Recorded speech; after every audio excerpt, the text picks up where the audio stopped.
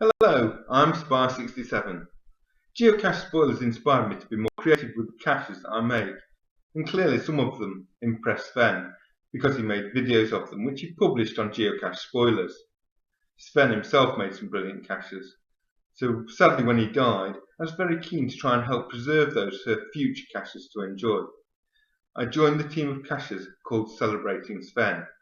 We maintain the caches that still exist, and we've also managed to reinstate some of the ones that have been archived.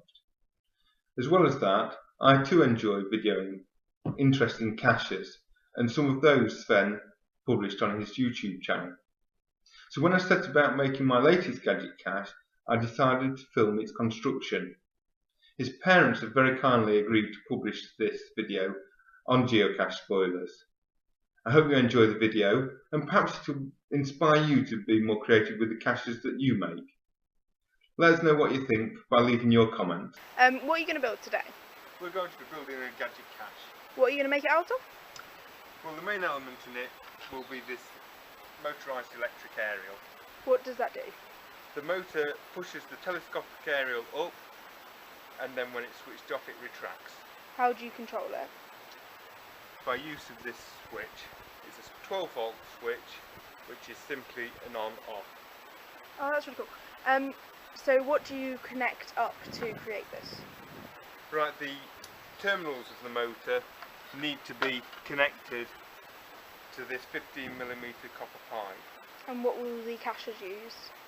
The caches will connect jump leads onto the terminals in order to power it. Oh, that's a really clever idea. What does the actual cache itself going to look like? So we're going to mount aerial inside this black pipe. And then what's inside that?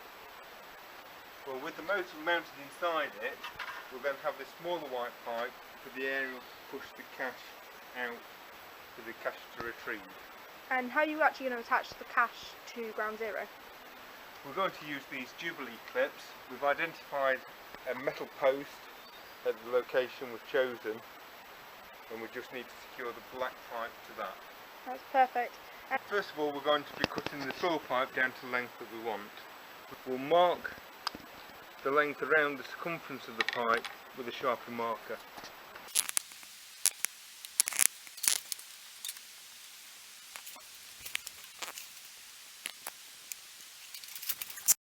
Having marked the pipe, we just cut it with a normal saw.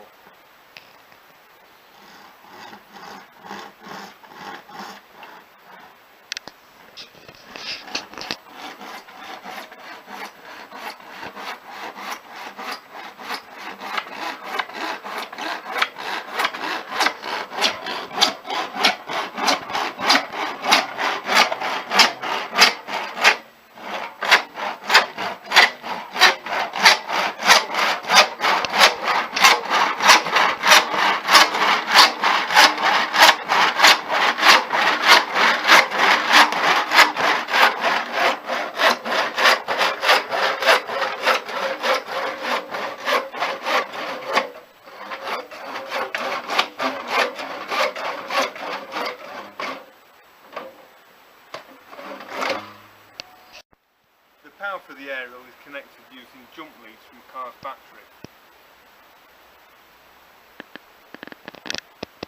The red is connected to the red, the black is connected to the black, and the green is a switched line.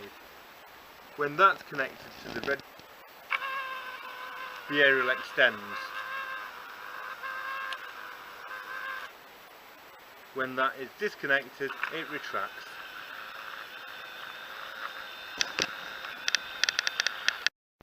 The terminals we cut to length with a pipe cutter, and that's very simple.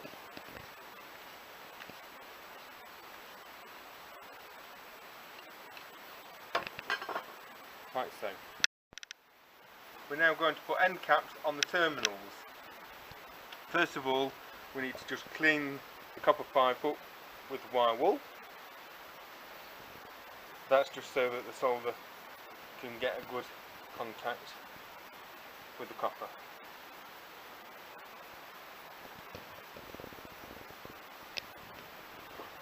We then put flux paste onto the pipe.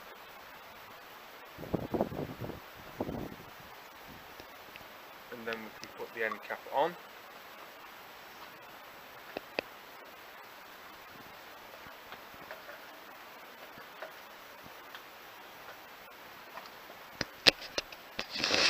Then we heat the copper pipe with our blow lamp.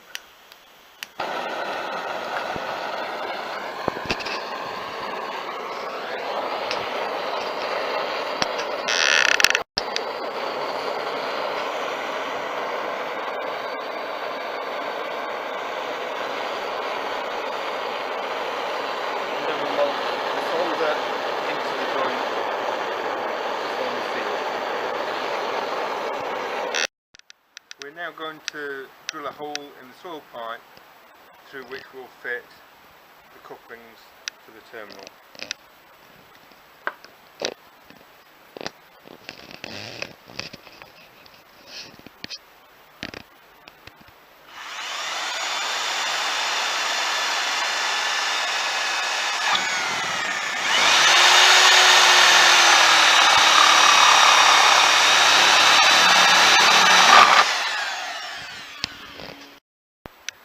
So now we can actually fit the connector into the soil pipe. That we can just screw into the hole, so it's quite a tight fit. And then we fit the nut to the back of the connector.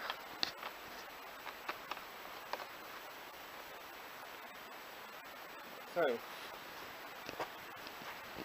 and then the terminals that we made earlier, we can now fit to the connector.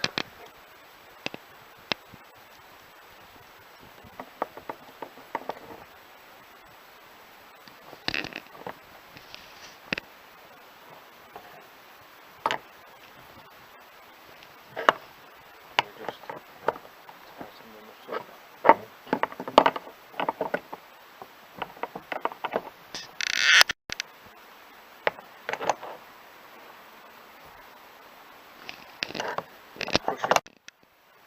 So now we're going to drill the white pipe and the black pipe so that we can rivet the two together.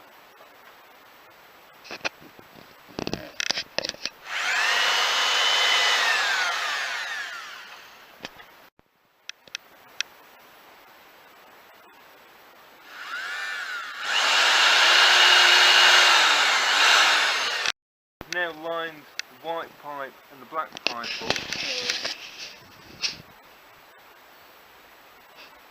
And we've pushed a rivet through the hole, and so we're going to rivet the two together like this.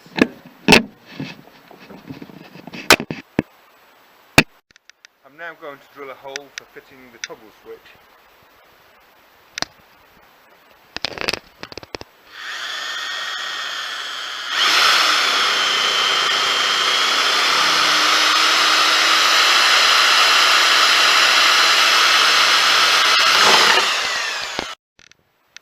Now we're going to solder the wires to the switch.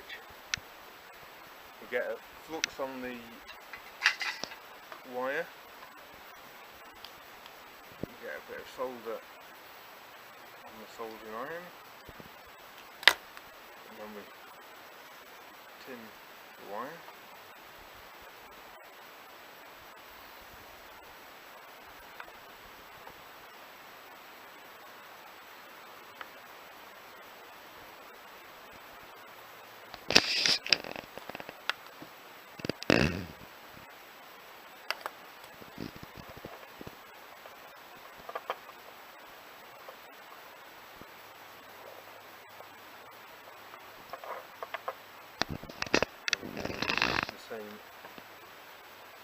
With another piece of wire which will go from the switch to the terminal on the outside of the pipe.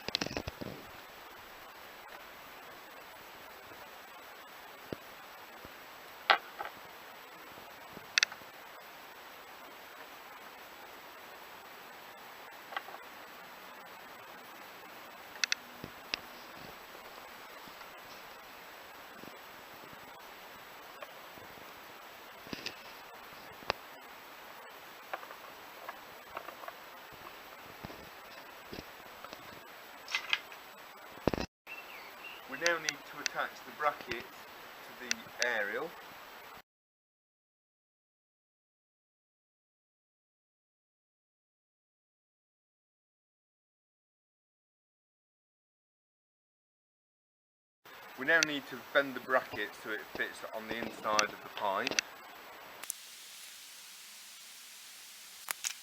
The pipe is 10 centimetres wide. We'll just measure so that we're bending it to the right width.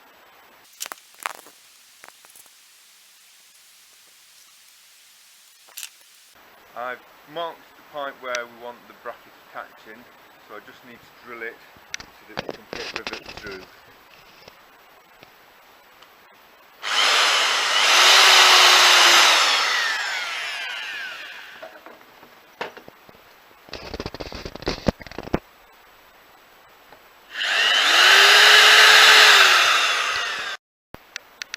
I've now put the aerial with the brackets inside the pipe. I've threaded a rivet through the hole, through the bracket, and placed a washer on the other side of it. And I now just need to fix the rivet in place.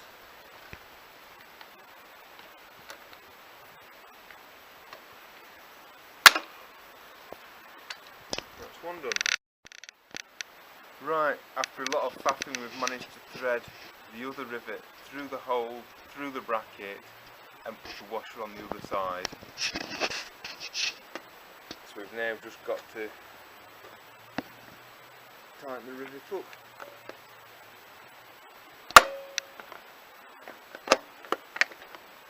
Right, we now need to connect the wires to the terminals. I've threaded the wires out through the hole in the black pipe, and I've got a plug that fits into the copper pipe. So I've placed the wires between the plug and the copper pipe, having coated them with flux, and I now need to just solder them in place.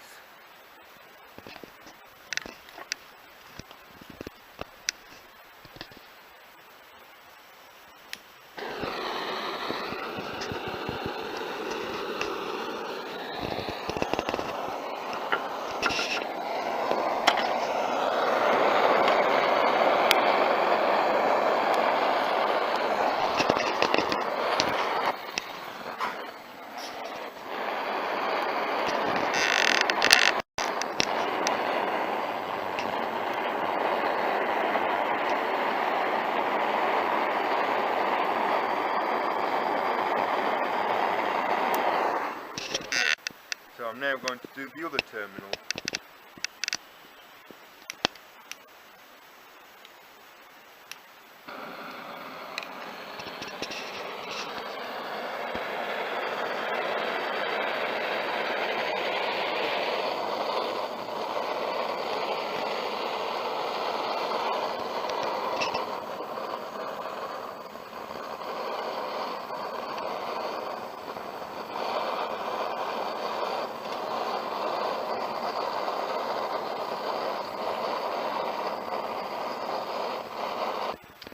Right, so I've fitted the two terminals to the pipe by securing the back nuts to them, and we now just need to fit the toggle switch.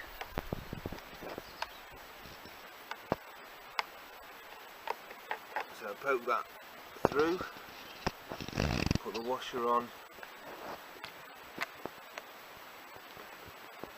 and then secure the waterproof cover.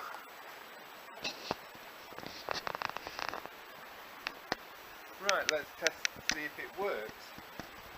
We'll connect the terminals from the car jump leads up to the cache. Switch it on.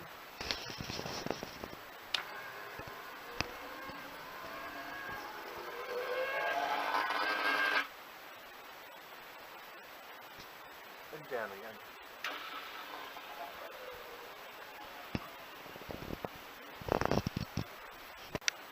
Right, we now just need to make a lid for the top of it, and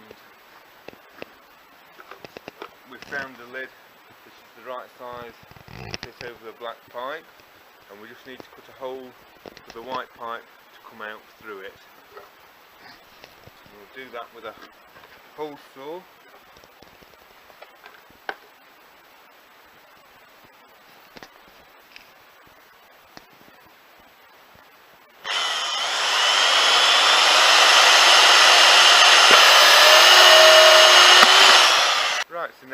to drill and rivet the lid in place.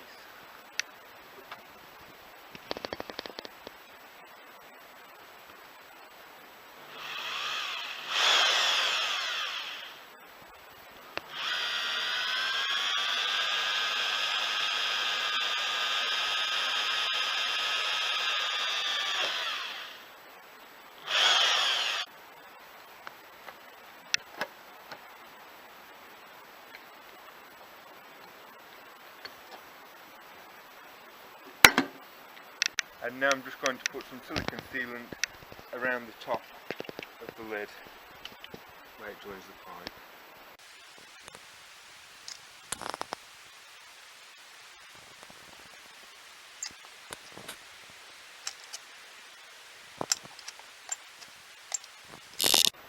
Right, I'm now just going to spray paint the white lid and pipe to match the rest in black.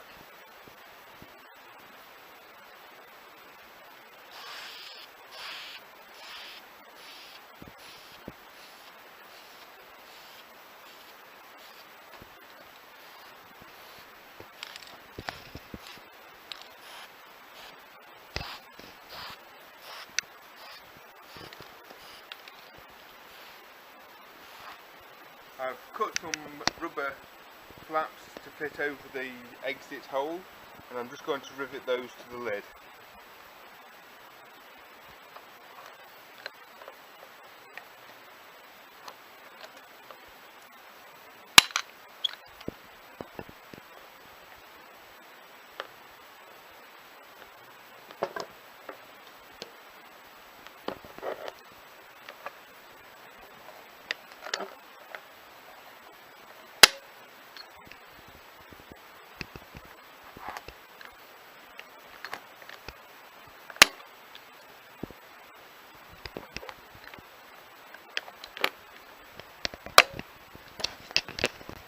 Right, I'm now going to make some slots in the black pipe in order to attach the Jubilee clips.